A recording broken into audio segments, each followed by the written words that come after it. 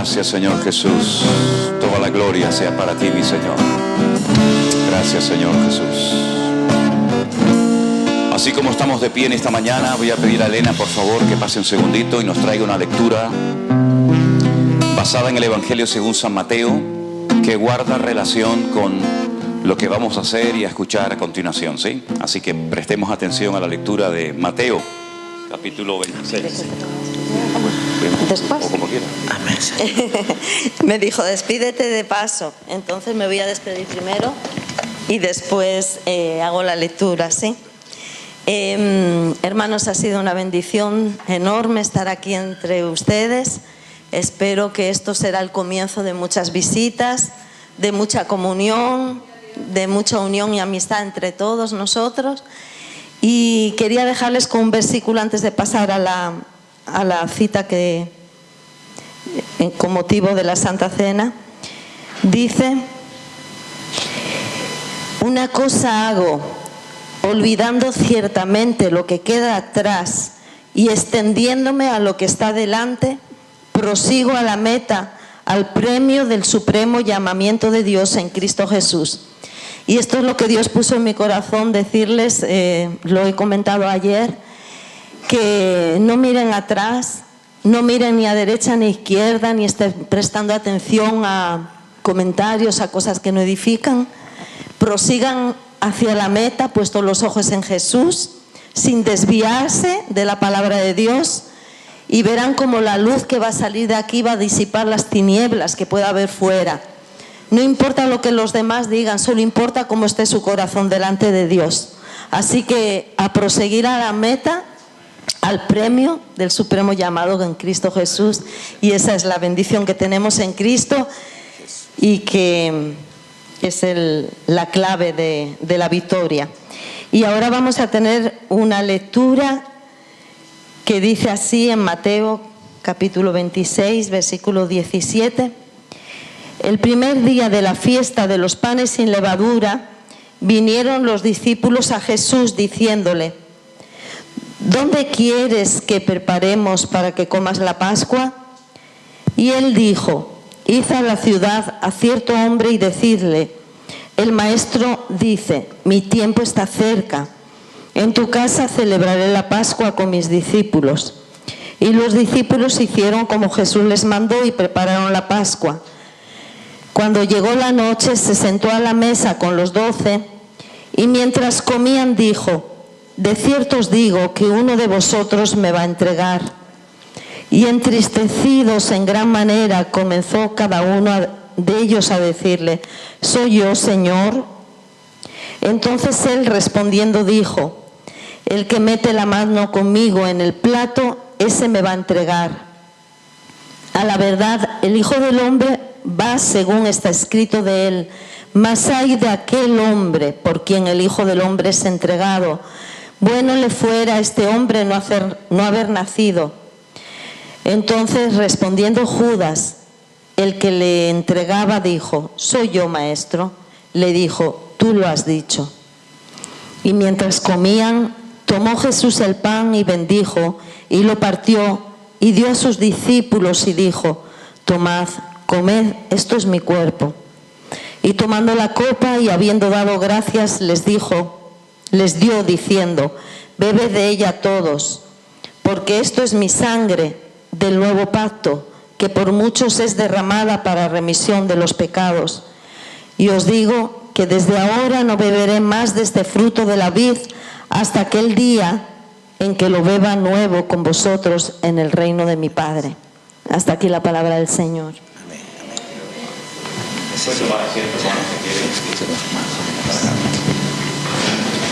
Gloria a Dios, hermanos.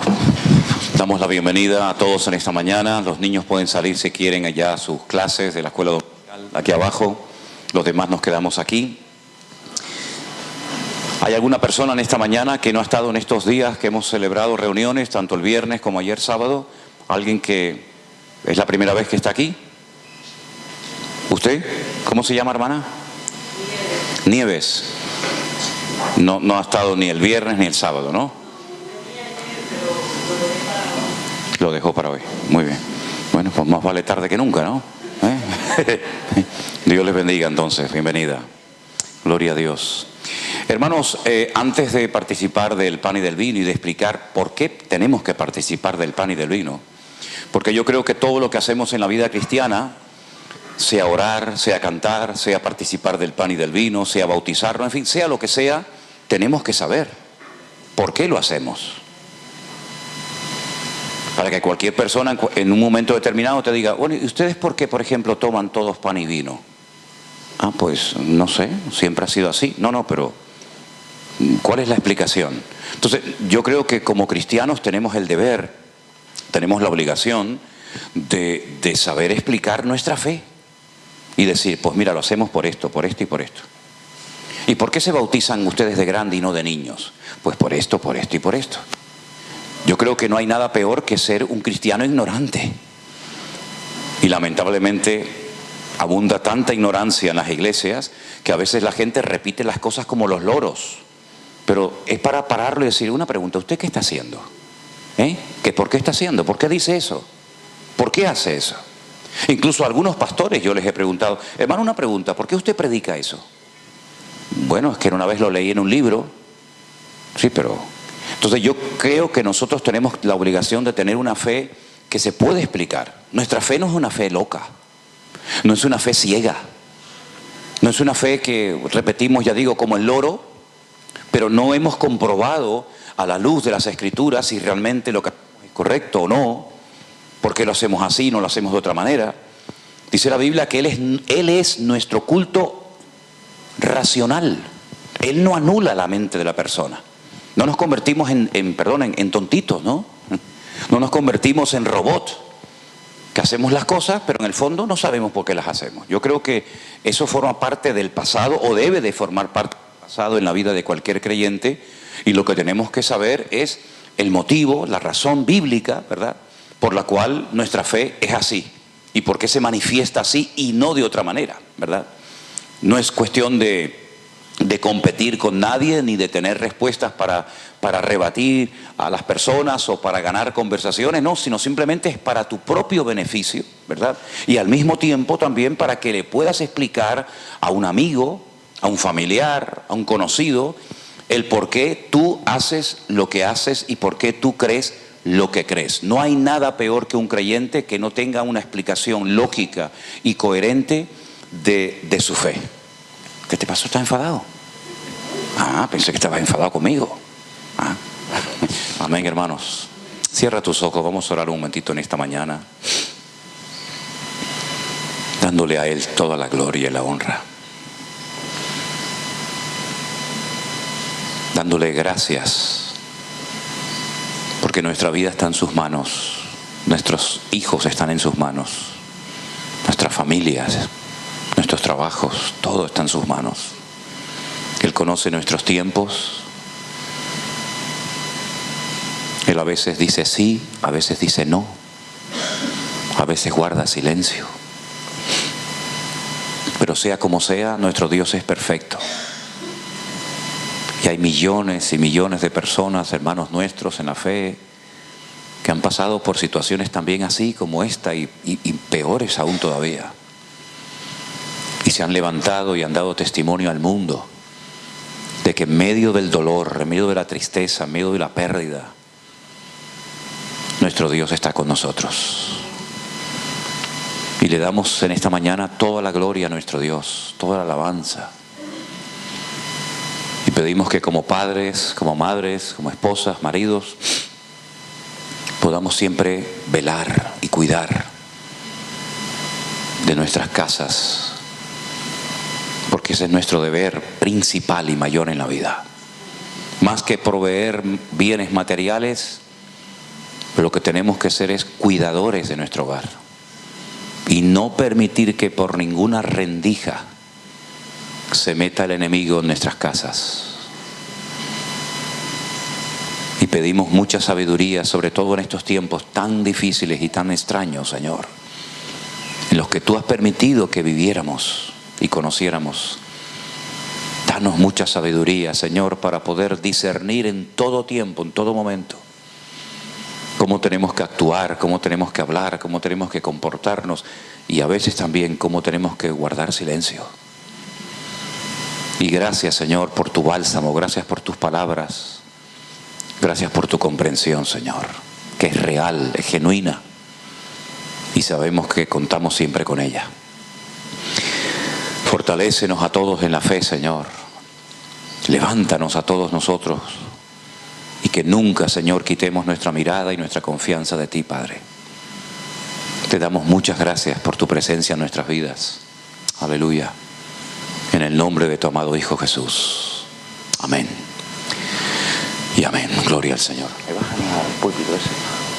Gracias, Señor Jesús. Si ustedes leen la última carta que Pablo escribió, no voy a hablar de ella, pero sí quiero hacer una pequeña referencia. La última carta que Pablo escribió fue una carta que le escribió a un joven pastor llamado Timoteo. Pablo había estado un par de años en la ciudad de Éfeso. Gracias. Y después de 2 años sintió que su tiempo allí se había terminado. El Señor lo usó de una forma extraordinaria. Llegó a esa ciudad de Éfeso, una ciudad enorme, una ciudad muy importante, llena de templos por todas partes. Era un punto de encuentro de comerciantes, era un punto de encuentro de muchas personas que pasaban por Éfeso, ¿verdad?, con sus mercancías para comprar, para vender. Y como venían de todas las naciones de la tierra, pues en esa ciudad había templos para todos, ¿verdad?, para que todos los que fueran allí se sintieran cómodos y tuvieran su lugar de culto, su lugar de adoración. Había dioses por todas partes, templos paganos por toda la ciudad. Y Pablo llega a esa ciudad y sin radio, sin televisión, sin prácticamente nada, entra en contacto con 12 creyentes, 12 hermanos, que cuando se los encuentra les hace una pregunta muy interesante. Esta historia la pueden ver ustedes en Hechos capítulo 19. Dice que el apóstol Pablo les pregunta: ¿ustedes cuándo recibieron el Espíritu Santo? Yo nunca le he hecho esa pregunta a ningún cristiano. No sé por qué Pablo les hizo esa pregunta a ellos. ¿Cuándo recibieron ustedes el Espíritu Santo? La pregunta es sorprendente, pero la respuesta aún es más. Porque ellos le dijeron, ¿el qué? El Espíritu Santo. Nunca hemos oído hablar del Espíritu Santo. Para los judíos, el Ruach HaKodesh, o el Espíritu Santo, como lo llamamos nosotros, era algo que tenían los profetas. Incluso hasta el día de hoy, ellos dicen y enseñan que hoy en día nadie tiene Ruach HaKodesh, nadie tiene Espíritu Santo, porque eso es algo que se acabó, eso es algo que ya no existe, porque ellos consideran que el Espíritu Santo tiene que ver con profecías, con profetas, y como ya no hay profetas, pues ellos dicen ya no hay Espíritu Santo, ¿verdad? Qué concepto más distorsionado, ¿no? Qué ideas tan diferentes encontramos por el mundo. Entonces Pablo les dice una pregunta: ¿ustedes en qué fueron bautizados? Y la respuesta de todo ese pequeño grupo de 12 hombres fue: nosotros somos discípulos y fuimos bautizados por Juan el Bautista. Y cuando ellos le están diciendo esto a Pablo, Juan el Bautista aproximadamente había muerto hace ya más de 25 años. Y Pablo hace algo que yo he hecho en algunas ocasiones, no mucho, pero en alguna ocasión lo he hecho, y es decir, vamos a bautizarlos otra vez a ustedes de nuevo. Porque ustedes se han quedado raquíticos, ustedes no se han desarrollado, no han crecido, no han madurado. Y ustedes están viviendo de experiencias del pasado. Así que vamos a empezar de cero. Y dice que los bautizó otra vez. Y así empezó la iglesia, con este grupo un poco atípico, ¿no? Con este grupo un poco extraño de creyentes. Y esta iglesia llegó a ser una iglesia de miles y miles y miles de miembros. Y de esa iglesia de Éfeso salieron predicadores y salieron obreros para ciudades cercanas, como por ejemplo Esmirna, Pérgamo, Tiatira, Sardis, Laodicea. Fue una iglesia que produjo obreros, fue una iglesia madre que produjo hijos, hijas, espiritualmente hablando, ¿no? Y fue una iglesia muy bendecida, muy usada. Bueno, hasta tal punto creció que dice la Biblia que por poco tienen que cerrar el templo más grande y más importante de la ciudad, que era el templo de la diosa Diana o Artemisa, ¿verdad? Tiene varios nombres, ¿no? Porque muchas personas se convertían, dejaban la idolatría, y muchas personas que habían practicado la brujería, dice que prendían fuego a esos libros y todos esos rituales y se convertían a Cristo. Y fue en esa ciudad donde tuvieron que apedrear a Pablo. Y dice que lo dieron por muerto y lo echaron fuera de la ciudad porque dijeron, la única manera de acabar con todo esto es matando a este hombre. Pero dice que los hermanos salieron fuera de la ciudad, lo rodearon y de repente ¡pum!, Pablo se levanta y sigue predicando. Es increíble, ¿no? Dice que en Éfeso, lo dije ayer, peleó, no lo relata la Biblia, pero él lo cuenta como parte de su testimonio, dice, peleó contra fieras, ¿verdad? Fue unas luchas tremendas. Bueno, fue una iglesia bendecida desde el minuto uno, porque en esa iglesia no solamente él estaba como pastor, sino que después cuando él se va, deja a Timoteo. Y Timoteo es una persona muy importante en la historia de la Biblia, ¿no? Fue el discípulo querido, el hijo espiritual de Pablo. Pero en esa iglesia, ¿saben también quién se congregaba? El apóstol Juan, el que escribió el Evangelio y 3 epístolas y el libro del Apocalipsis. Él estaba allí, pero es que no estaba solo. ¿Se acuerdan que en la cruz el Señor le había dicho, he ahí tu madre, mujer, he ahí tu hijo? Y ahí vivía nada más y nada menos que María, la madre del Señor Jesús. Las conversaciones que Pablo habrá tenido con esta mujer, ¿eh? Cuéntame cómo era, qué hacía, ¿verdad? Tremendo. En esa iglesia además tenía el apoyo de un matrimonio muy conocido y muy importante en la Biblia, como era Priscila y Aquila. En esa iglesia estaba Tito, estaba Tíquico. Es decir, era una iglesia espectacular, los mejores ministerios, una enseñanza tremenda, maravillosa. Y el día que Pablo se despide de la iglesia, reúne al liderazgo, reúne a los ancianos de la iglesia y le dice, yo sé, escuchen esto, esto es fuerte, ¿eh? Yo sé que después de mi partida, cuando yo me vaya de aquí, de entre ustedes se levantarán lobos rapaces que no perdonarán al rebaño. Fíjate lo que está profetizando Pablo allí. Él sabía que cuando él se fuera, aquello iba a ser una jauría, perros contra gatos, ¿eh? De entre ellos mismos iban a levantarse problemas y luchas y divisiones. Y después, años más tarde, desde la cárcel, él les escribe una carta, que es la famosa carta de los Efesios, ¿verdad?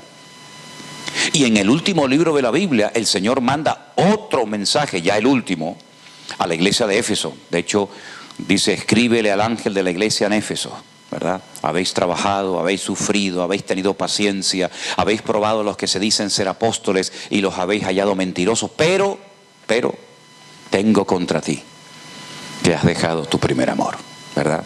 Si una iglesia que tuvo mil oportunidades para hacer una buena congregación, una buena iglesia, y cuando Pablo ya está a punto de morir, escribe una segunda carta al joven pastor de la iglesia, Timoteo, que no sabemos si antes de tomar el pastorado ya sufría del estómago o por causa del ministerio sufrió tanto que al final se enfermó del estómago, como fue mi primera experiencia en el ministerio cuando yo tenía 19 años y pastoreé mi primera iglesia y llegué a ser el pastor más joven de España. Yo me enfermé del estómago, se me inflaba y un dolor y me tuvieron que llevar una noche al hospital y me dijeron, eso es de los nervios. Y yo, claro, estaba muy nervioso y era una iglesia en aquel momento muy problemática, ¿no? Bueno, pues cuando Pablo le escribe la última carta a Timoteo, le dice algo así como, en mi primera defensa, ninguno estuvo a mi lado. Y no se lo cayó, y lo dijo, no estuvo nadie conmigo. Estoy en la cárcel, estoy preso, le he dado trabajo a todo el mundo, he abierto iglesias por medio mundo, he levantado pastores, diáconos, ancianos, obreros, pero en mi primera defensa, cuando me sacan de la cárcel y me llevan para juzgarme, ni uno estuvo a mi lado. Nadie. todos me desampararon. Y no se calla y lo dice, porque Pablo ya saben cómo era. Dice, es más, Alejandro, que era uno de los que viajaba con él, me ha causado muchos males. Guárdate de él, Timoteo, cuidado con este hombre que es peligroso. Alejandro el calderero. Después menciona un tal Demas y dice, ¿te acuerdas de Demas? Aquel muchacho que viajó con nosotros durante años. Me abandonó y se fue al mundo, por amor al mundo. Dejó todo, la obra, el ministerio, dejó todo y se fue al mundo. Para que después digan que el que conoce a Cristo no se puede volver otra vez al mundo. Tienen que leer estas cositas algunos que predican eso, ¿no? Y finalmente Pablo dice, ninguno estuvo a mi lado, pero, y ahí viene lo fuerte, pero el Señor estuvo a mi lado y me dio fuerzas y me libró de la boca del león y pude cumplir con el ministerio. Y al final dice, y a Dios sea la gloria, la honra, el imperio por los siglos de los siglos, amén. En otras palabras, todo en la vida nos va a fallar, todo. Y podemos perder hijos y esposa y marido y amigos y pastores. Todo en la vida de una manera u otra se acabará, porque la Biblia dice, todo tiene su tiempo bajo el sol. Y aquello que empezó muy bonito puede terminar en un auténtico desastre, una auténtica tragedia, ¿verdad? Pero el Señor siempre, siempre estará a nuestro lado. ¿Cuántos dicen amén? Imagínense ustedes el Señor Jesucristo llegar por el mar de Galilea, allí en el norte de Israel, y comenzar a llamar por nombre a una serie de personas que si no los hubiera llamado el Señor, y si no se hubieran convertido en discípulos de Cristo, nosotros jamás en la vida habríamos oído hablar nada, ni de Pedro, ni de Juan, ni de Santiago, ni de Andrés, ni de Tomás, ni de Bartolomé, ni de Felipe, porque eran personas que no eran relevantes en su época. No eran como Platón, Aristóteles o como cualquier otro personaje, eran pescadores en el mar de Galilea, gente muy humilde, y eran pescadores porque ni siquiera tenían un trocito de tierra para poder trabajarla. Por eso se dedicaban a la pesca. Y vivían con el día a día, ¿verdad? Como muchos tienen que salir a la calle, no aquí en Europa, porque eso aquí pues no se ve, está prohibido, pero cuando vas por ahí, por Latinoamérica, ves que hay mucha venta ambulante y gente que venden y hoy como, pero mañana tengo que empezar de cero y no puedes hacer planes a largo plazo. Así era la vida de los discípulos, una vida muy humilde, muy sencilla, una vida de si pesco hoy como y si no pesco pues a pasar hambre y ya mañana diremos. Aunque también tengo que decirles que en los tiempos de la Biblia no se comía tanto como hoy en día, En los tiempos de la Biblia, como mucho se podía comer 2 veces al día. Y pequeñas cantidades. No tanto como nosotros que, en fin, a veces comemos más de lo que necesitamos realmente, ¿no? Y se nos pasa media hora a la hora del almuerzo y ya estamos nerviosos como un león ajaulado que parece que ya se nos fue el gozo, la paz y la unción del Espíritu Santo, ¿no? ¿Verdad? Y entonces el Señor pasó por allí y los llamó a ellos por nombre, después de haber estado toda la noche orando, buscando revelación, buscando, ¿verdad?, respuesta del Padre. Los llamó a cada uno por nombre, porque esa era la forma y esa es la forma como se eligen los discípulos. No es como hoy en día que el discípulo dice, no, voy a ir a esta escuela bíblica, no, mejor voy a ir a otra universidad porque esta es mejor, esta tiene más fama, y el discípulo, el estudiante elige la universidad, la escuela, hasta el maestro. En aquella época no era así, era el maestro, el rabino, el que escogía al discípulo, no el discípulo el que escogía al maestro. De hecho hay historias muy interesantes, no voy a extenderme mucho en esto, de discípulos, gente que quería ser discípulo de algún maestro, de algún rabino famoso, y el maestro lo tenía durante años, sin poder ni siquiera asistir a la clase. Se cuenta la historia de un tal Rabí Akiva, que llegó a ser muy famoso, que se tenía que subir a la azotea y en pleno invierno escuchar desde arriba las clases del rabino de abajo, porque el maestro se negaba a aceptarlo como discípulo. Incluso cuentan que un día subieron a la azotea y lo vieron congelado porque había caído una gran nevada y ahí se quedó medio congelado este hombre. Así era, porque cuando te llamaba un rabino, cuando te llamaba un famoso maestro como discípulo para prepararte, el que te llamaba cubría todos tus gastos. No es como hoy en día, ¿no?, que yo voy a una universidad y tengo que pagar. En aquella época no. Si a ti te llamaba un rabino, Hillel, Shammai, el Señor Jesucristo o cualquier otro de los grandes de la época, el que te llamaba te cubría todos tus gastos. Y eso tenemos que saberlo hoy en día. Porque si el Señor nos ha llamado, ya no tenemos que preocuparnos de nada, porque el que llama es el que paga. ¿Cuántos dicen amén? Cuando yo estuve en el ejército, yo no me tuve que llevar la ropa, los calcetines, los calzoncillos, las camisas. Yo no me tuve que llevar nada. Ellos me llaman, ellos me dan todo. Me dieron las botas, me dieron la gorra, me dieron la chaqueta, me dieron la metralleta, me dieron absolutamente todo. Yo no tenía que decir, oye, ¿y hoy qué comemos? Ellos sabrán. ¿Y qué desayunamos? Ellos sabrán. Oye, y es que tengo que ir en una misión a tal ciudad. Pasa, toma el pasaje, toma el avión y vete. Ellos cubrieron todo porque ellos me llamaron. Yo no los llamé a ellos, ellos me llamaron. ¿Verdad? Exactamente igual. Por eso el Señor le decía, ¿os faltó algo cuando yo os mandé a tal sitio, al otro? ¿Os faltó algo? ¿Verdad que no? Porque el que llamaba es el que cubre los gastos. Por eso ellos nunca pasaron hambre con Jesús.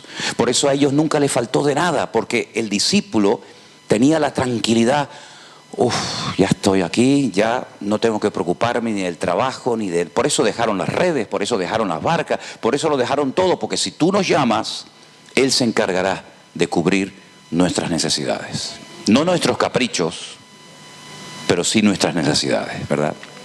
Ahora bien, cuando el Señor Jesucristo, después de 3 largos años, los entrenó, los preparó.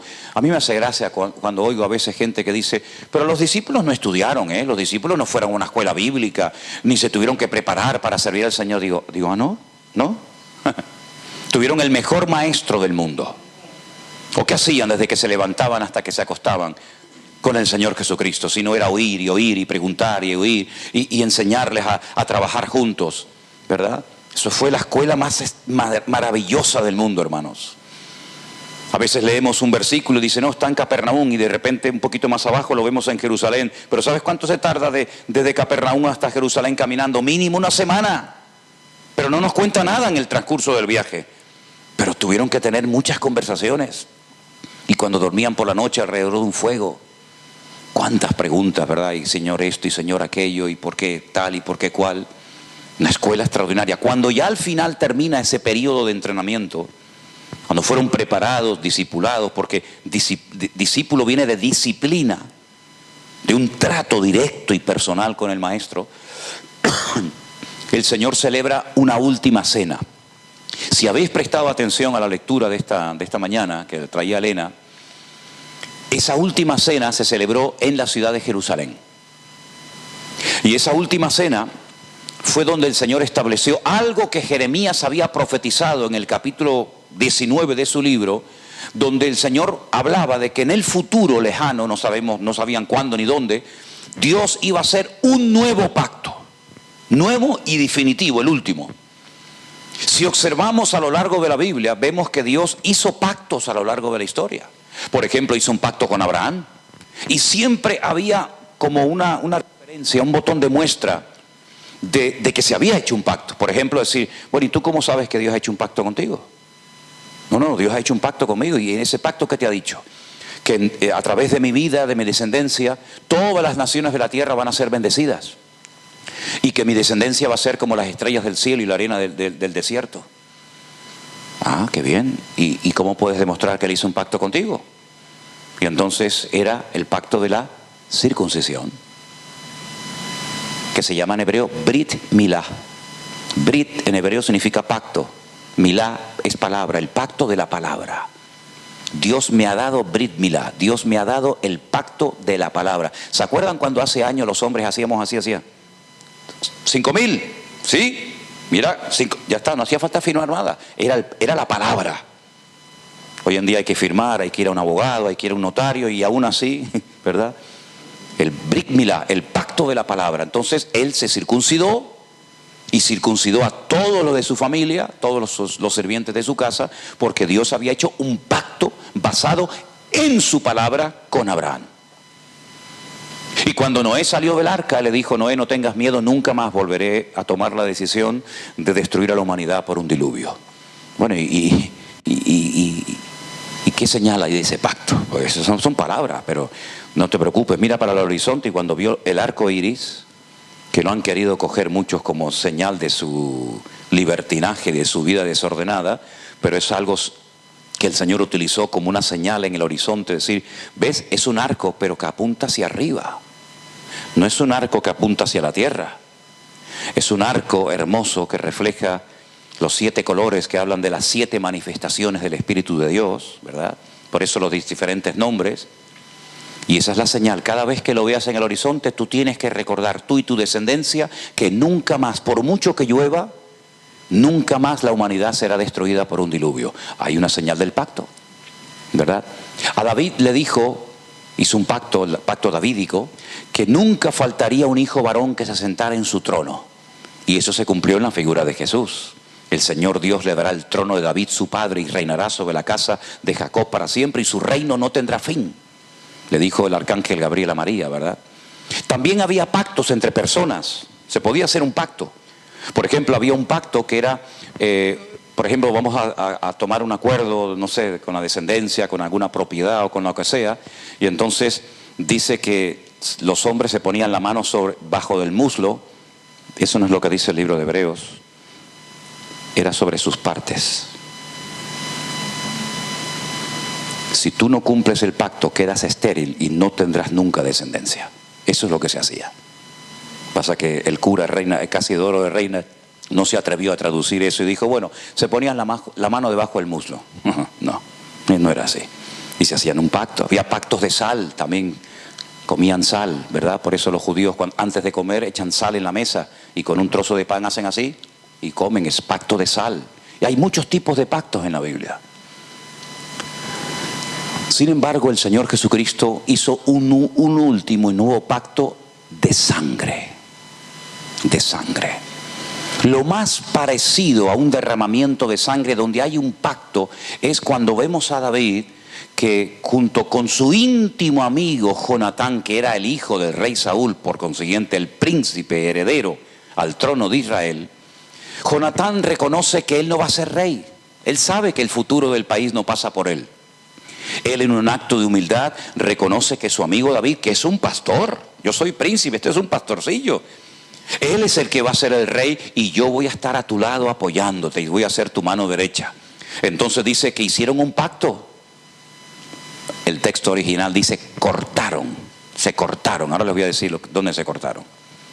Y dice que Jonatán se quitó todas sus ropas, el manto, la espada, el escudo, el talabarte, y se lo puso a David, y David se quitó las ropas, el zurrón pastoril y sus ropas de pastor, y se las dio a Jonatán. Y ahora tú imagínate cuando Saúl ve a su hijo vestido como un mendigo, como un harapiento, y ve a David vestido con las ropas de príncipe, y le dice, pero ¿esto qué es?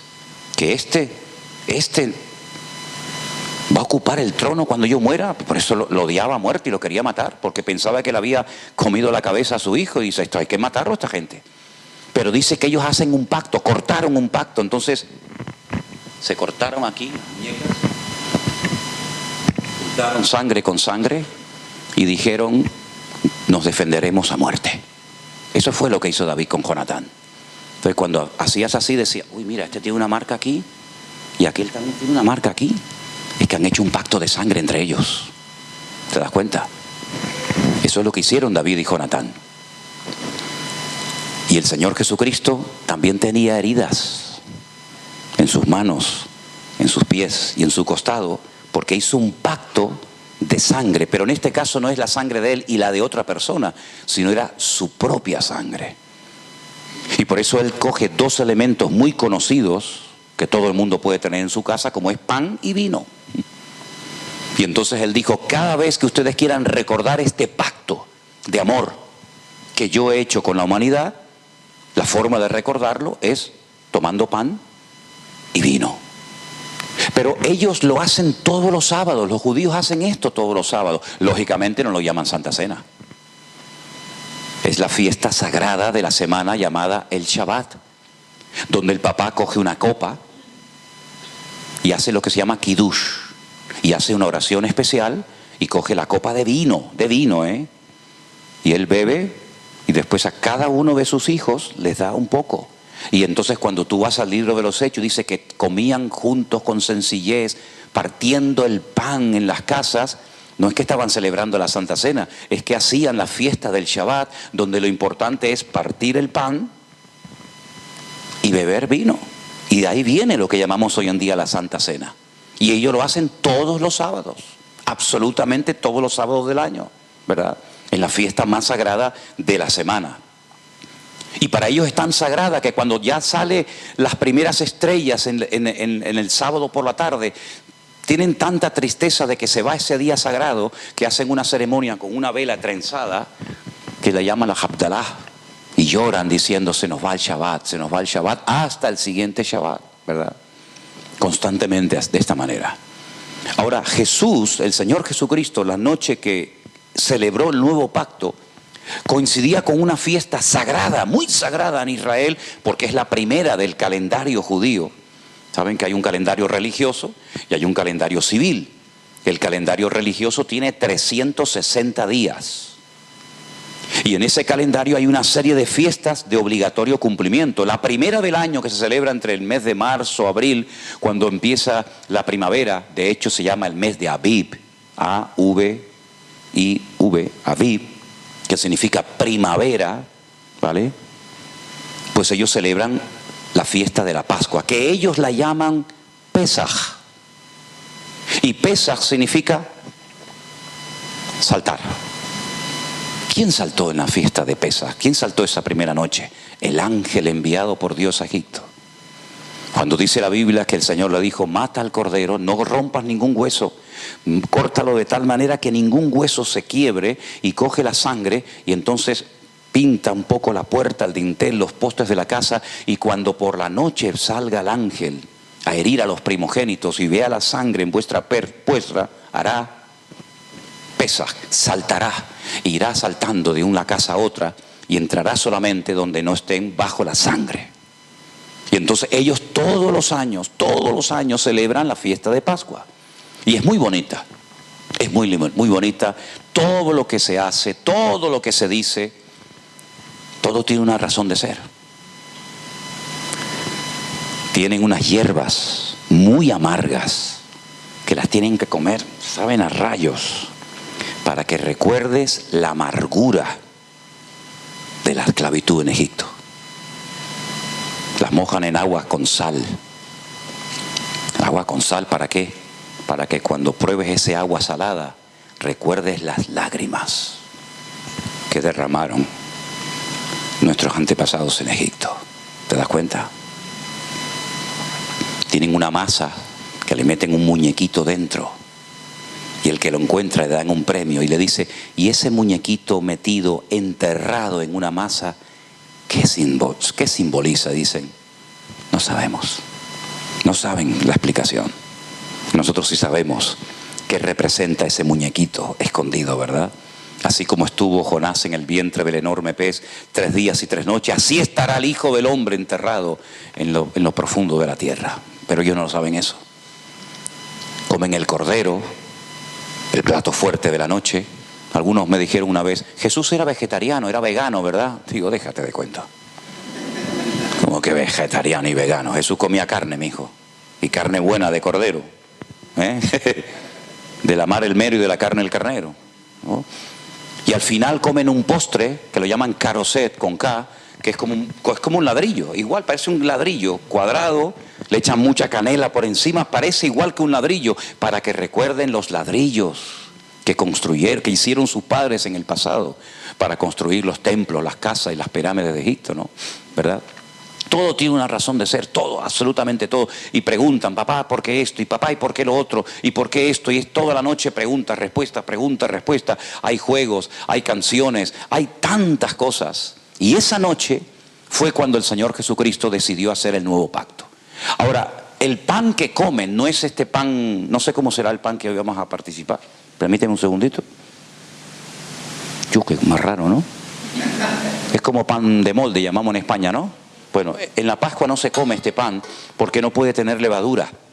¿Por qué? Porque la primera vez que se celebró la Pascua o Pesaj, no había tiempo. Tuvieron que salir rápido de Egipto.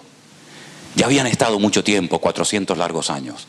Entonces no había tiempo para que leudara la masa. Entonces comen un pan sin levadura. Como una galleta cuadrada, le llaman matzah.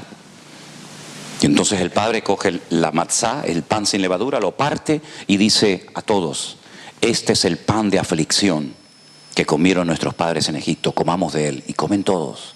Y tienen 4 copas de vino. Usted dice, oye, pero es que esta gente bebe. Digo, ya te lo dije ya, claro que beben, amigo. Mientras sepas discernir entre el bien y el mal, dicen ellos, ¿no? Eso es como el chicle, tan elástico eso, ¿no? No, yo discierno el bien y el mal, yo lo discierno, ¿no? Ya. Ok. 4 copas de vino, cada copa es una promesa del Señor al pueblo de Israel. Pero el Señor cogió la principal y dijo, esta es mi sangre que por vosotros es repartida y derramada, ¿no? Si lo cambió todo. Y a partir de ese momento dijo, haced esto a partir de ahora en memoria de mí hasta que yo venga. Es decir, ¿con qué frecuencia? Eso lo ponen ustedes. Pero que tenéis que hacerlo, hay que hacerlo. Y ya no es para recordar tragedias, ya no es para recordar aflicción, ya no es para recordar lo que nos pasó en el pasado, sino ahora es para recordar nuestra nueva vida en Cristo. Porque Pablo dice, Cristo es nuestra Pascua, que por nosotros fue sacrificada. ¿Se dan cuenta? Así que todo el pan, el vino, esto, lo otro, el cordero, todo apunta en la misma dirección. Hay un denominador común y es Cristo, Cristo, Cristo. Por eso Juan el Bautista dice, yo no le conocía, yo no lo había visto nunca. Dice, pero cuando le vi, dije, este es el Cordero de Dios que quita el pecado del mundo.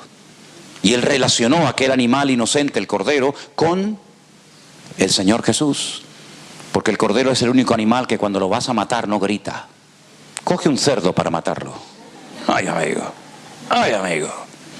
Cuando llega el tiempo de la matanza en España, en los pueblos por ahí, madre mía, eso es un escándalo. Bueno, Elena se tapaba los oídos y salía corriendo de la casa. Porque el cerdo sabe que lo van a matar, ¿eh? El cerdo grita como un cerdo, ¿eh? ¿Sabes? El cerdo. Y vete a cogerlo a la cuadra. Mira, ni 4 ni 5. Nosotros tuvimos un centro de rehabilitación, uno de los primeros centros de rehabilitación que se abrió en España, Desafío Juvenil, Teen Challenge. Y estuvimos allí viviendo con los chavales en la montaña. Y bueno, hubo una época que las cerdas comenzaban a parir, ¿verdad? A los 3 meses, 3 días y 3 semanas y 3 días, las cerdas están siempre pariendo. Y cuando íbamos a coger uno, madre mía, aquello era terrible, una fuerza que tienen descomunal. Y cuando lo vas a matar ni te cuento. Pero el cordero no, el cordero cuando lo vas a matar hace así. Y dice, como cordero mudo fue llevado al matadero. No protesta, ¿verdad? Y te pone la yugular y ¡tac!, le cortas y enmudece. Así fue el Señor Jesucristo, ¿verdad? No protestó, no se quejó, porque Él había dicho, Padre, pasa de mí esta copa. Yo no quiero pasar por esto, pero que no se haga mi voluntad, sino la tuya. Y el Señor sabía que aceptar la voluntad del Padre en esa noche era la muerte, ¿eh? Es que es muy bonito decir, Señor, ayúdame, Señor, bendíceme, Señor, llévame aquí, Señor, llévame allá, ábreme puertas, dame un mejor trabajo, dame marido, dame un más... Pues sí, eso está muy bien, pero cuando la voluntad de Dios es que vas a morir por lo que vas a hacer, amigo... Pero el Señor dijo, no se haga mi voluntad sino la tuya. Luego Él tenía su propia voluntad, pero renunció a ella. Y Él sabía que la voluntad del Padre era ir a la cruz, pero ir solo. Como les acabo de contar, que Pablo fue solo a su primera comparecencia ante el César de Roma. Todos me abandonaron, exactamente igual que le pasó al Señor Jesucristo. Pero había uno de los discípulos del Señor que dijo, aunque todos estos te abandonen, tú tranquilo, no te preocupes, yo voy a estar contigo. Y si tengo que morir como tú, muero también, ¿eh? Primer gran error que podemos cometer en la vida cuando menospreciamos a nuestros hermanos en Cristo. Y pensamos que todos van a fallar, pero nosotros no, porque nosotros somos los mejores. Eso se llama orgullo. Y el que se enaltece, ya sabes lo que le pasa. Primer gran error, menospreciar a los demás. Aunque todos te abandonen, yo nunca te abandonaré. Terrible, terrible. Estás cavando tu propia tumba, amigo. Van al huerto de Getsemaní. Y el otro día empecé a investigar esto y veo que de los 4 evangelios, solamente en uno, si no recuerdo mal, creo que es el de Lucas, que dice que cuando fueron a aprender al maestro, un discípulo de Cristo sacó una espada, no sé qué hace un discípulo con una espada, pero la tenía, y dice que le cortó la oreja al siervo del sumo sacerdote, creo que se llamaba Malco, si no recuerdo mal. Le cortó la oreja, claro, le cortó la oreja porque el otro hizo así. Pero lo que quería era cortarle la cabeza, cortarle el cuello y degollarlo. Pero el otro vio venir la espada y se quitó y le cortó la oreja, que es un dolor terrible cuando te cortan una oreja, ¿eh? ¿Alguno le han cortado alguna oreja alguna vez? ¿No? Podemos hacer la prueba, a ver qué tal. ¿Eh? Y el Señor le dijo, tranquilo, guarda tu espada, porque al que espada mata, a espada muere. ¿O qué crees, que yo no tengo poder para que mi Padre me mande millones de ángeles ahora mismo? Defender con armas carnales el Evangelio no es de Dios. Porque las armas de nuestra milicia no son carnales, pero son poderosas en Dios para la destrucción de fortalezas. Así que primer error, menospreciar a los demás. Segundo error, defender en la carne el reino de Dios. Usted no tiene que defenderse de nada, usted tiene el mejor abogado del mundo. Como dije ayer, digan lo que digan, que hagan lo que quieran, usted no tiene que defenderse. No saque la espada. Deje que el Señor le defienda, que lo hará 1000 veces mejor que usted. Pero cometió un tercer error, gravísimo error. Siguió al Señor. Es verdad, todos le abandonaron, pero el tercer error fue seguir al Señor de lejos. Y a Cristo no se le puede seguir de lejos. Y menos cuando hay luchas, y menos cuando hay pruebas. Sí le seguía, pero de lejos. Cuando Pedro vivía cerca del Señor había una seguridad, había una cobertura, había una protección. Pero ahora estás de lejos, mi hijo. Y seguir al Señor de lejos es un peligro. Pero hay un cuarto error que Pedro cometió, y fue olvidarse de la palabra que el Señor le había dado. Antes de que el gallo cante, tú me negarás 3 veces. Cuando hay una palabra y tú no la recuerdas y no la interiorizas, estás menospreciando la palabra del Señor. Pero es que hubo otro error peor todavía. Y dice que cuando llegó al lugar donde Caifás tenía su prisión, y muchas veces me gusta llevar a los hermanos a lo que llaman el gallicanto allí en Jerusalén, para que veáis la mazmorra en la que metieron al maestro, hasta que al final dijeron, bueno, nosotros los judíos no tenemos autorización, no tenemos autoridad para dar muerte a nadie, entonces vamos a llevarlo a Poncio Pilato. Lo metieron dentro de la ciudad, a la fortaleza de la Antonia, porque ellos sí pueden matar a la gente, nosotros no podemos. Allí dice que se calentó con el fuego que habían encendido los romanos. Luego hacía frío, se estaba calentando en un fuego ajeno. Y el que tiene que calentar nuestro corazón y nuestra alma es la presencia de Dios. ¿Dónde calientas tu alma cuando tiene frío? ¿Dónde calientas tu espíritu cuando te sientes solo y dices, Señor, ¿qué hago? En la presencia del Señor. ¿No os habéis dado cuenta nunca que esa última noche de la cena, Jesús dice, hay uno sentado a la mesa con nosotros que me va a entregar? Madre mía, lo que acaba de decir. Esto es una bomba, Aquí somos 13 personas y acaba de decir el maestro que uno de nosotros le va a entregar. Todos automáticamente dijeron, Señor, ¿seré yo? ¿Me estás hablando a mí? Señor, ¿te refieres a mí? Señor, ¿seré yo? Solamente uno no preguntó eso. Alguien dijo, ¿quién es, Señor? ¿Cómo sabía que él no lo iba a entregar? Porque dice que se recostó sobre el costado del maestro. El otro se calentó en fuego ajeno y mira cómo terminó. Este se recuesta sobre el pecho de Cristo, oye el corazón del Señor y le dice, ¿quién es, Señor? Fíjate qué diferencia, qué diferencia tan grande. La seguridad que viene cuando estás cerca del corazón del Señor, y la inseguridad y el miedo y el frío terrible al alma que se apodera de ti cuando estás calentándote en fuego, pero no en el fuego de Dios. Entonces aparece por allí una muchacha y le dice, oigan, este también es uno de los discípulos de Jesús, yo lo he visto muchas veces con él. Y Pedro dice, tranquila, yo no tengo nada que ver con ese hombre, yo no le conozco. Y la chica se va. Y al rato viene esa o tal vez otra y le dice, sí, estoy convencida, estoy segura que él es uno de ellos. Y dice que blasfemó, dice que juró, dice que hizo todo lo posible por tratar de tirar por tierra el argumento de la chica. Pero al final alguien viene y dice algo increíble. Dice, tú eres uno de ellos porque hablas como él. ¿Hablamos como Jesús nosotros? ¿Nos delata el acento? Tú hablas como ellos. Luego, por mucho que lo niegues, no puedes pasar desapercibido. Y automáticamente dice que el gallo cantó. ¿Qué te parece? Fíjate el proceso, las escaleras hacia abajo, y al final termina negando al Señor.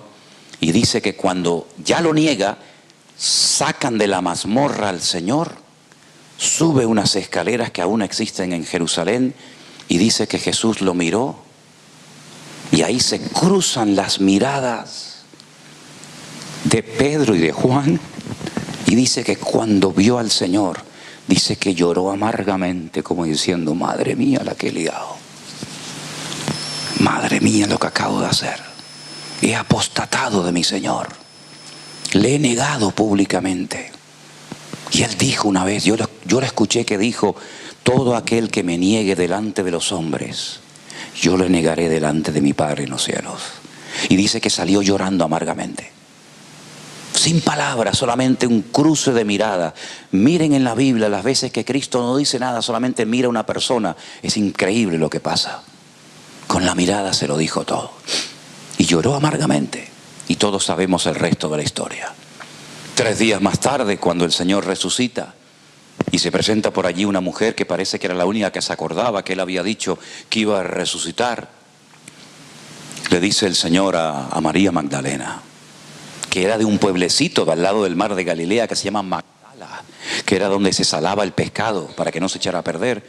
Le dice, María, vete a mis discípulos y a Pedro y dile que vayan a Galilea. Dijo mis discípulos y Pedro, porque Pedro ya no es discípulo, Pedro ya no me quiere seguir, Pedro ya no quiere saber nada de mí, pero dile que también vaya. Qué bueno es el Señor, ¿eh? Yo no sé si le hubiera dicho a Pedro que subiera, ¿eh? Yo no sé si le hubiera dicho a Pedro, ni le dirijas la palabra. Con este tipo no se puede contar para nada. Es todo bla, bla, bla, bla, bla, bla, bla, bla. Así que no le digas nada, que se queda ahí. No quiere saber nada de mí, pues yo tampoco de él. Pero menos mal que el Señor no es como nosotros, ¿eh?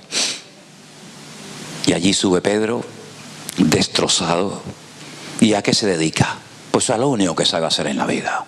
Da marcha atrás y se dedica a pescar. Y de repente aparece el maestro en la orilla del mar de Galilea y los ve pescando allí. Ellos no lo reconocen, todavía es muy oscuro. Y le dice el Señor, ¿habéis pescado algo? Y la respuesta es, nada, nada. Claro, nada, ¿verdad? Toda la noche habéis estado intentando pescar y nada habéis pescado. Dice, nada, nada. Qué casualidad. Oye, hace 3 días te pedí que vinieras a orar un ratito conmigo y te me quedaste dormido. Y ahora llevas toda la noche intentando pescar y no te entró el sueño. Qué cosa más rara. Para tu trabajo siempre tienes tiempo, pero para el Señor que espere, ¿verdad? Porque no tengo tiempo.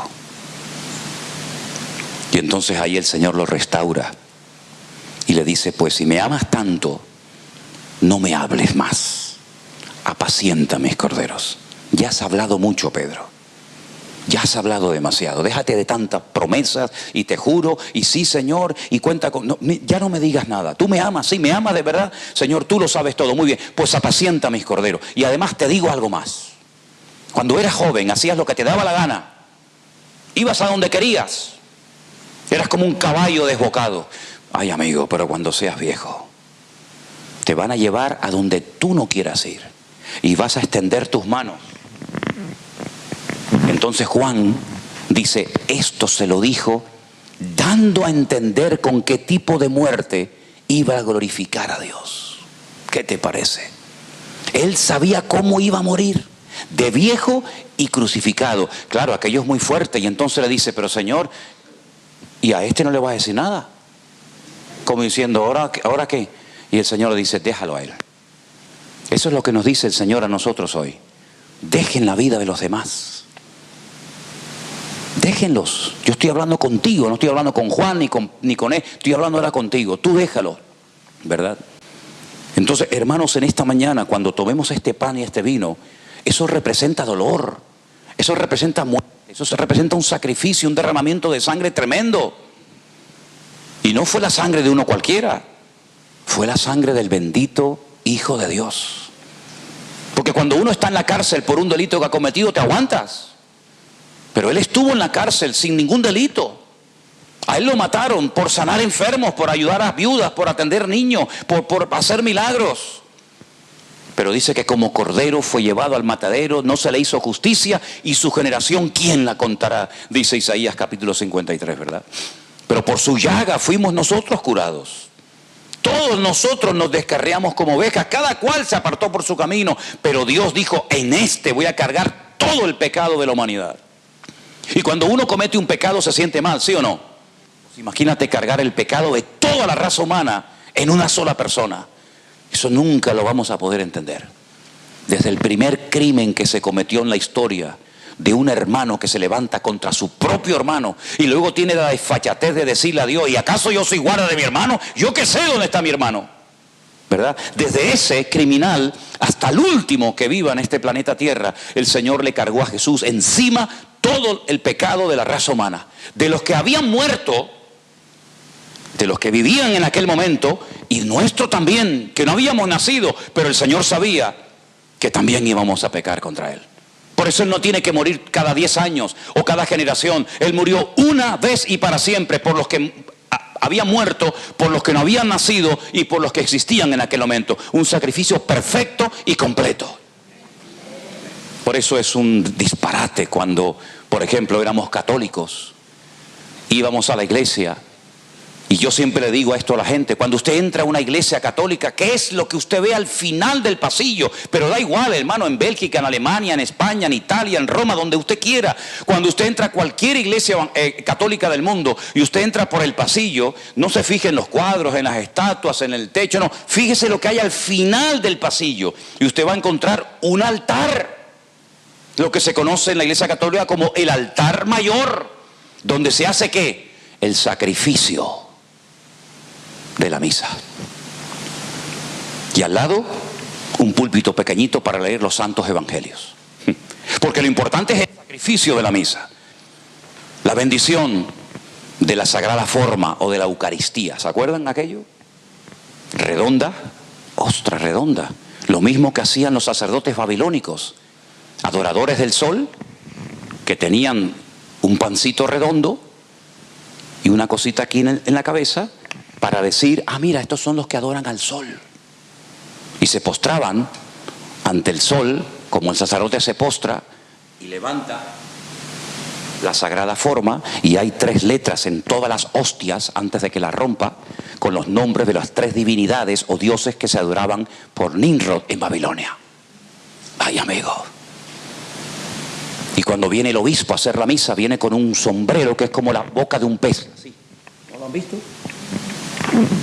Porque adoraban a Dagón, el dios con forma de hombre, y de aquí para abajo con cola de pez. ¿Qué te parece, amigo? Es que no pensábamos cuando estábamos en las tinieblas, porque el diablo tenía cauterizadas nuestras conciencias, cegado nuestros ojos, y no entendíamos el por qué tenemos que hacer así, y por qué esto, no entendíamos, no pensábamos, porque el diablo nos tenía tontados a todos, hasta que yo he venido para daros vida y vida en abundancia. Y para libertaros de las tinieblas a su luz admirable.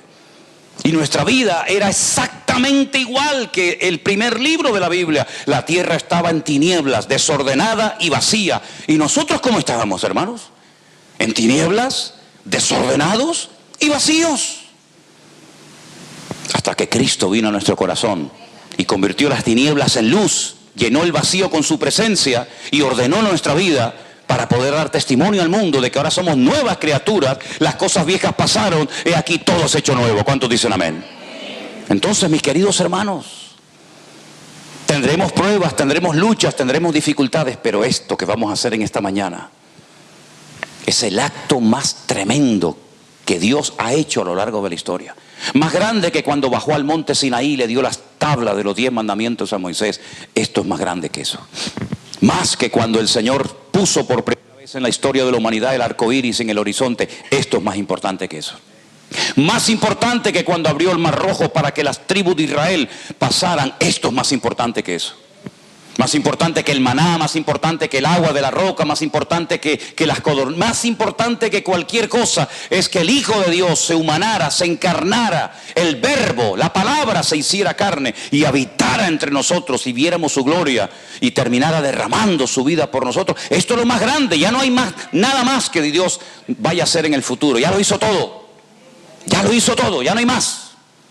Bueno, vendrá, no, cuando venga va a ser otra cosa, pero lo más grande que Dios ha hecho en la historia fue que a su Hijo lo torturaran y lo mataran desde las 7 de la mañana hasta las 3 de la tarde. Ahí estuvo colgado el Señor. Pero el dolor más grande de Cristo no fueron los clavos, aunque tenía que doler aquello de una forma terrible, porque la crucifixión no afectaba órganos vitales. Por eso duraban tanto colgados, porque si te meten una espada en el corazón te matan al momento. O si te traspasan un pulmón, te mueres. Pero es que la crucifixión estaba diseñada para no tocar ningún órgano vital. No tocaba el corazón, no tocaba los pulmones, no tocaba el pulmón, el hígado, el páncreas, el bazo. No tocaba ningún órgano vital. Entonces te clavaban en una cruz, probablemente por aquí, por la muñeca, y por aquí pasa un nervio que es tan doloroso. Terrible el dolor y dura horas y horas y horas, todo el tiempo que estés vivo. Y ahí lo clavaban y para colmo, desnudos completamente. Sí, totalmente desnudos, para más vergüenza todavía. Y para colmo, no los enterraban a los crucificados.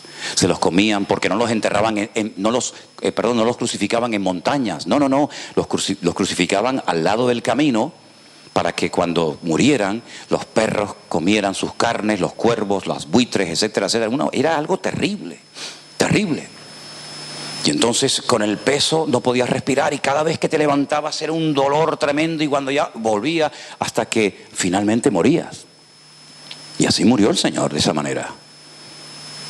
Y así ofreció su vida por todos y por cada uno de nosotros. Por eso hay algo que yo nunca podré explicar ni predicar, por muchas palabras y por mucho conocimiento que uno pueda tener de la Biblia o no, yo no puedo explicar el amor de Dios. Sinceramente, ¿qué palabras, qué términos, qué adjetivos puedo utilizar? Aunque hablara todas las lenguas del mundo, me faltarían palabras para poder describir el amor de Cristo. Pero hay algo que no entiendo, es que Él se haya enamorado de nosotros, porque tú sabes que el Señor está enamorado de ti, te ama con locura. Que yo me enamore de Él, que yo me quede prendido por Él, es lógico. Me ha sanado, me ha liberado, me ha cambiado la vida, por supuesto. Pero que Él se enamorara de nosotros, eso no lo entenderé nunca.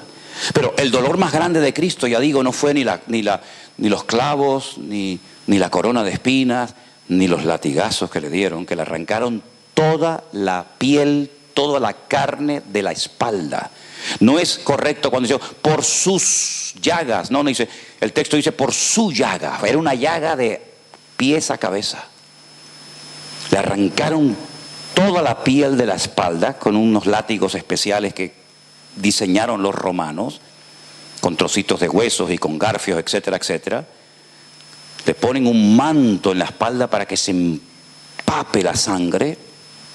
Y cuando está bien empapada, que casi se confunde el manto con la carne, le arrancan de cuajo ese manto por si le quedaba 1 milímetro de piel.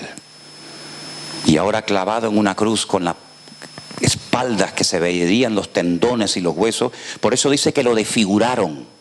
Isaías dice, no veríamos en él ningún tipo de hermosura. Dice, ni lo iban a reconocer. Dice, pero ¿este quién es?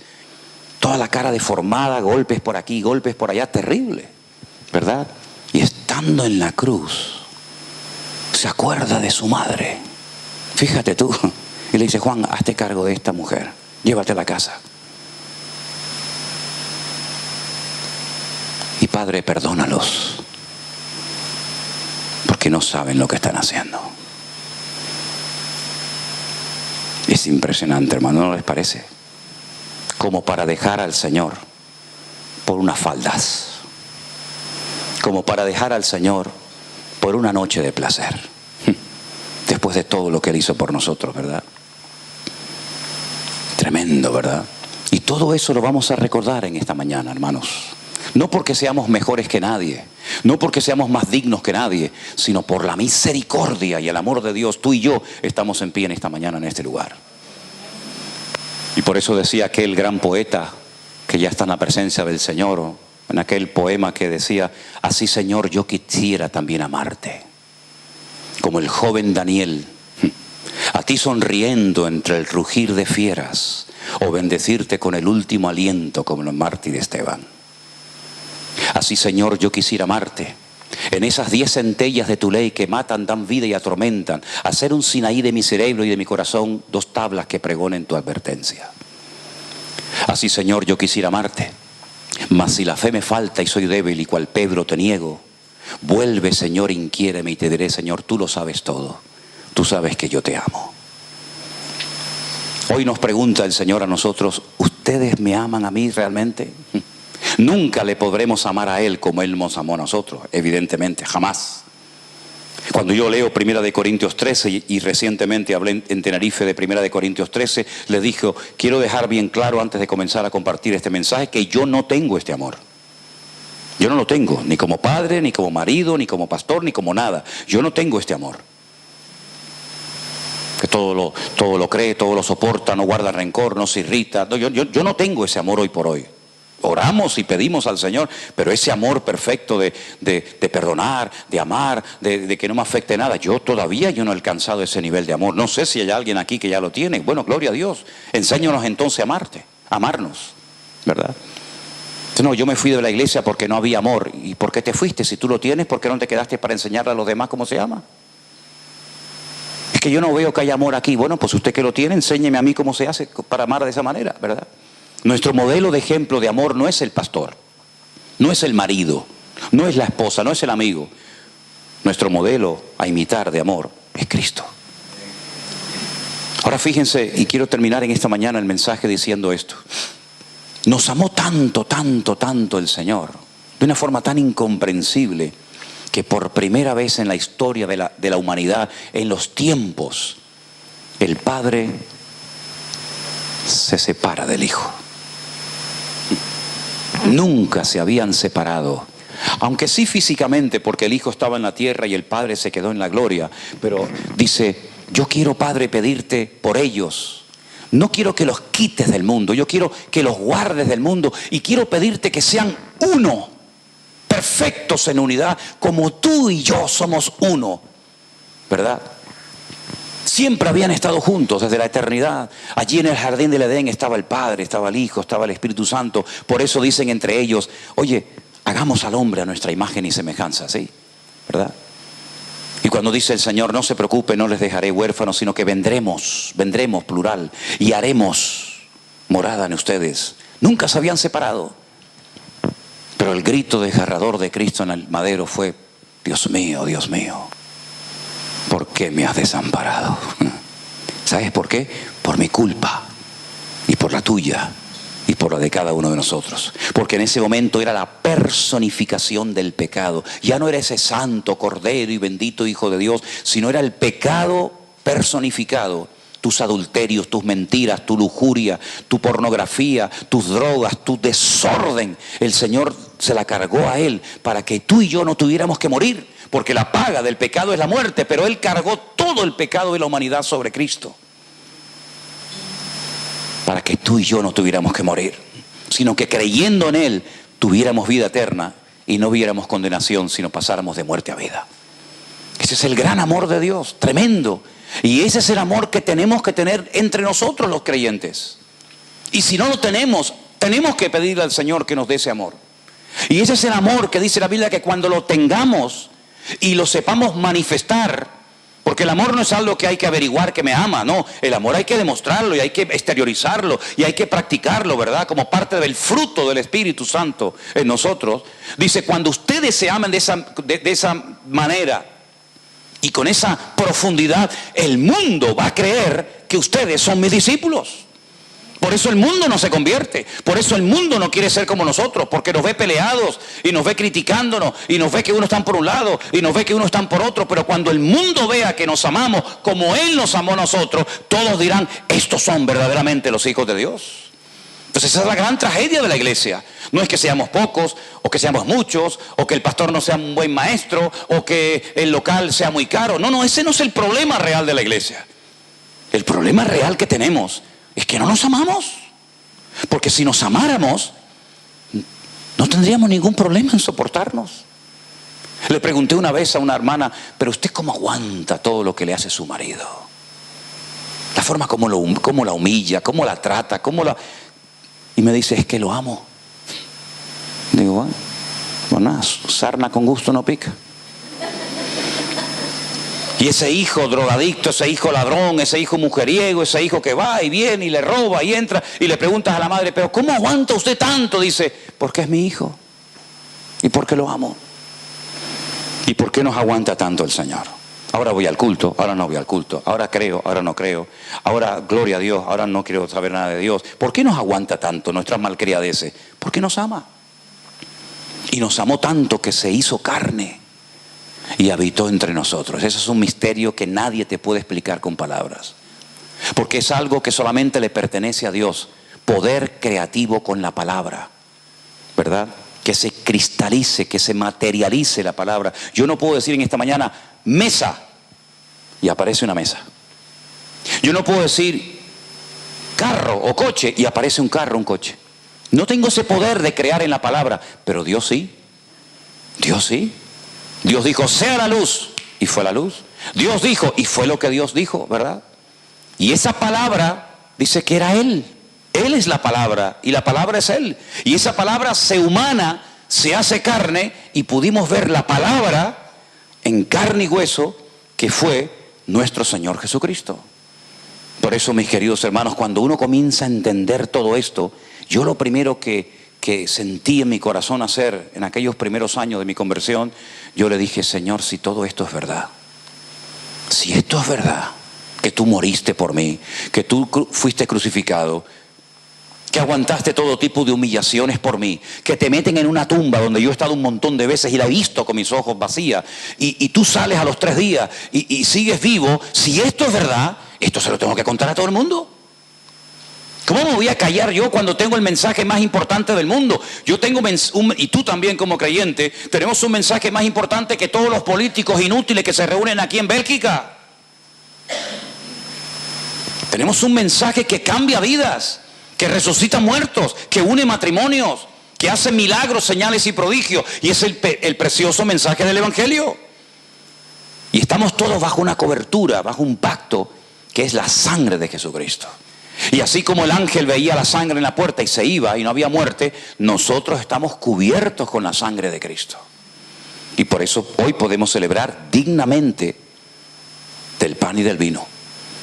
Pero ¿qué dijo Pablo a los hermanos de Corinto? Póngase de pie conmigo, por favor, en esta mañana.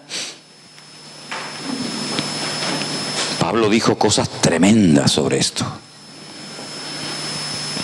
Él dijo, cualquiera que come o bebe de esta copa del Señor indignamente será culpado del cuerpo y de la sangre del Señor. Por lo tanto, pruébense cada uno a sí mismo para que puedan comer del pan y beber de la copa. Porque los que coman y beban indignamente, sin discernir el cuerpo del Señor, juicio come y bebe para sí. Y ahora Pablo dice, por eso hay tantos enfermos entre ustedes. ¿Lo entienden ahora? Por eso hay tanta gente enferma. Y por eso dice, muchos están débiles entre vosotros. Y por eso muchos duermen. Ahora saben, ¿no? ¿Por qué no se sana este? ¿Por qué no se sana el otro? ¿Por qué se murió el fulanito? ¿Por qué este siempre está con problemas y debilidades y no levanta cabeza y se ora por él? ¿Por qué? Porque estás haciendo las cosas indignamente, porque estás viviendo a tu manera.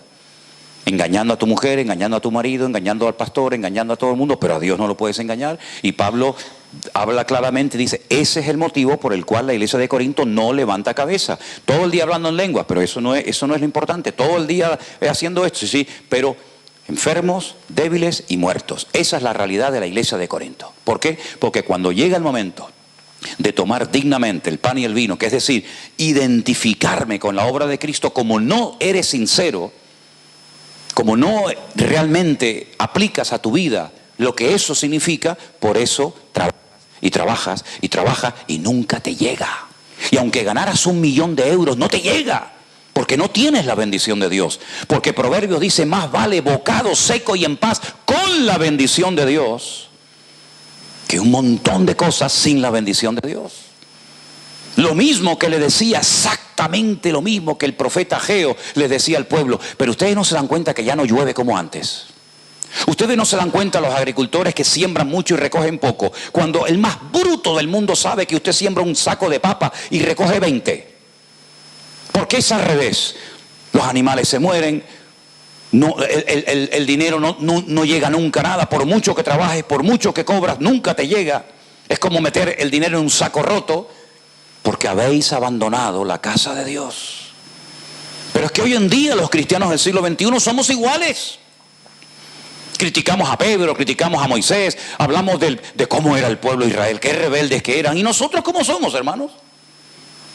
Hoy Dios suple una necesidad, hoy el Señor nos ayuda, hoy el Señor nos bendice y la semana que viene tenemos un problema parecido y volvemos otra vez a dudar y volvemos otra vez a quejarnos. Pero ¿cuántas veces Dios nos ha demostrado que está con nosotros?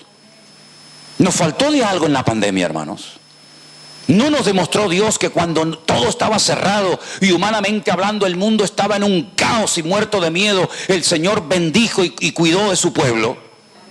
Otra pandemia necesitamos ahora de 6 meses. ¿O es que no hemos aprendido y captado el mensaje? Tenemos que tener a fuego las lecciones que el Señor nos ha mostrado a lo largo de la historia. Y no olvidarnos, tener memoria. Porque caramba, hay algunos que tienen memoria para lo malo. Pero aquí lo que tenemos que tener memoria es para lo bueno. Dios me bendijo y me bendecirá.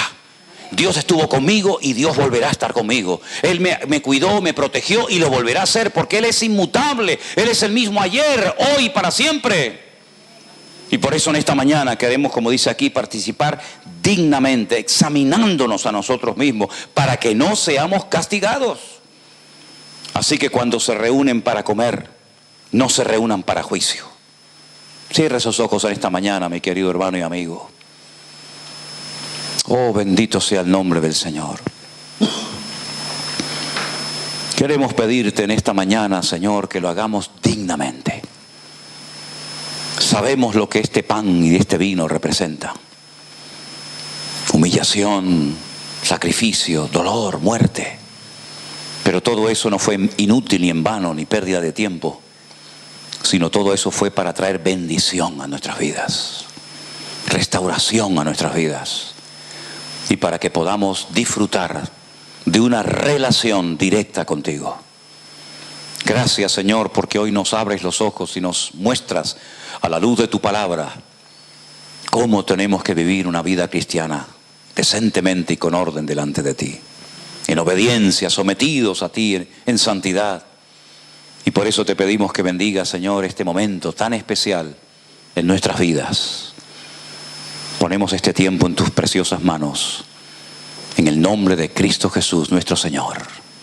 Amén y amén. Yo quiero pedirle a nuestro hermano Germán, por favor, si puedes pasar, y tal vez también a nuestra hermana Yolanda. Voy a pedirle a ustedes dos, pasen un segundo adelante y vamos a cantar un himno, una alabanza así de adoración.